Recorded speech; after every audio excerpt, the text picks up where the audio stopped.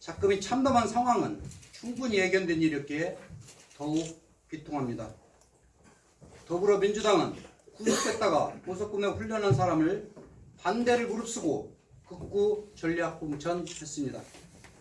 당선 무효이 확정되면 보궐선거를 치러야 하는 뻔한 상황인데도 재판에서 무죄를 받을 확신이 있다는 등 부분형의 진실을 100% 믿는다.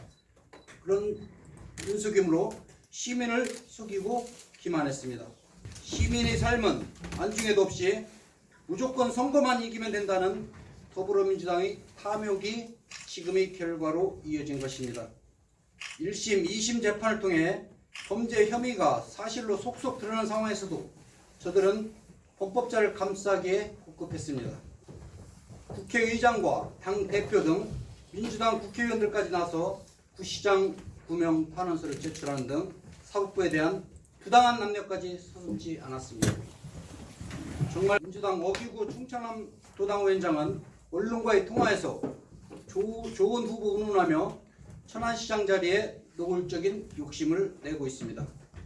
파국의 실질적 1등 공신 박완주 의원은 시장 출마 의향을 묻는 기자의 SNS 질문에 고민 중이라고 화답했다 하니 그 의성과 눈과 귀를 의심하지 않을 수 없습니다.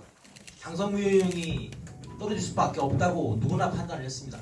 그런데 민주당 입장은 특히 당시 민주당의 도당위원장이라는 분은 무죄를 확신한다 이렇게 말씀을 하셨습니다. 그분의 법률적 상식은 도대체 어느 정도 수준인지 참 기가 막히고요. 천안시장을 여러분도 잘 알다시피 전략 공천을 했습니다. 심각한 혐의로 기소가 돼서 의원시장직을 상실할 게 누가 봐도 명확한 사람을 전략 공천하는 게 과연 가능한 일인지 저는 묻고 싶습니다.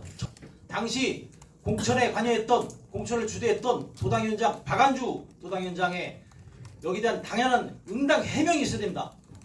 그리고 해명에 더불어서 여기에 상하는 정치적 책임을 반드시 져야 된다고 저는 생각합니다.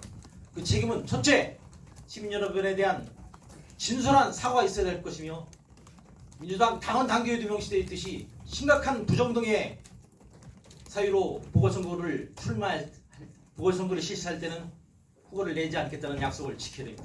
그리고 특히 당시 공천을 주도했던 박완주 국회의원은 이 사태에 대해서 정치적 책임을 분명히 져야 된다. 이렇게 저는 주장합니다.